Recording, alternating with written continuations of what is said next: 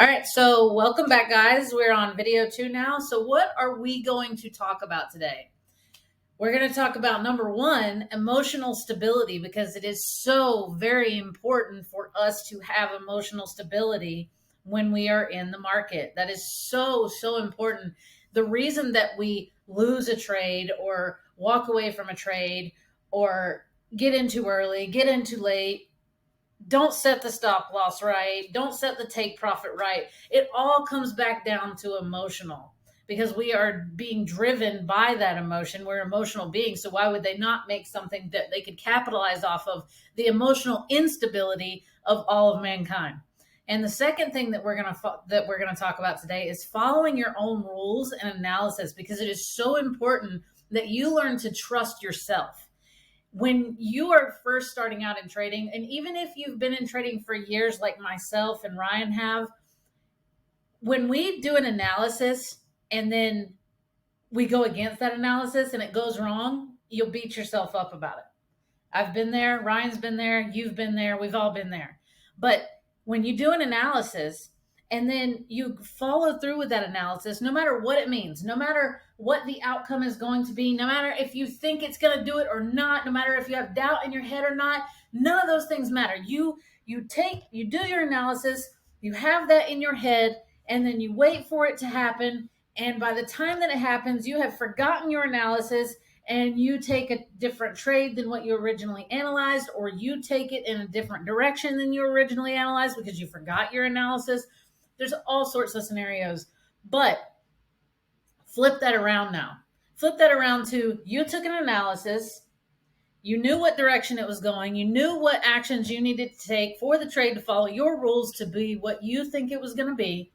And then you set your pending, or you waited for it to hit the zone you were waiting on, and then you entered and you waited patiently for it, whether it was a pending or you instant executed right then.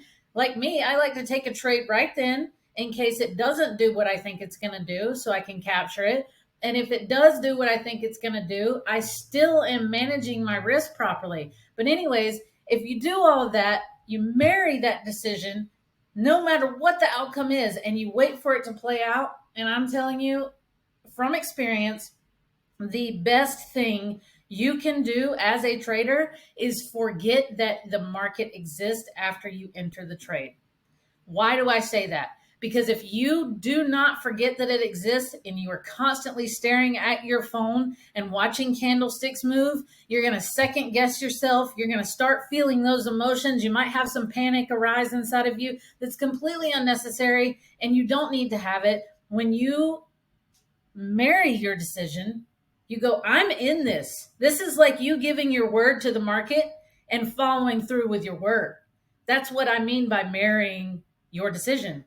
You make the choice, you live with the consequence. You wake up tomorrow, you see how it played out, you live with what happened, you brush yourself off, and you go back to the trading desk again tomorrow. But what you don't do is do all of that work and then not follow through with your work, because if you don't, you're going to consistently stay all over the place, and you're never going to know through the data of your results what you're actually capable of, because your data is all over the place with all this inconsistency inside of you that could be consistency if you just follow through. Regardless if you win the trade or you lose the trade, that doesn't matter. You want the data. The data is what tells you the truth of you, what you're doing in the market. If the data tells you that you are winning more than you are losing, there's something you have to correct.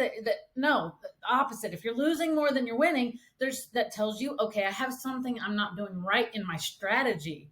And now you can go into your strategy and identify, refine the strategy, and then go in and test it again. Collecting data is how you refine your process, your strategy, and get there. And the last thing that we're going to talk about today is risk management, which is the overall encompassing umbrella of this entire conversation.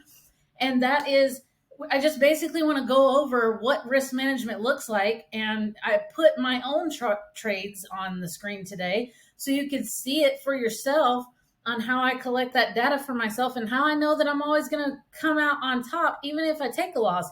And literally, guys, you can end every week of your trading career in a loss. your Thursday or your Friday or whatever the last day of the trading week is for you could be a loss and you still be profitable every month. So don't worry about that.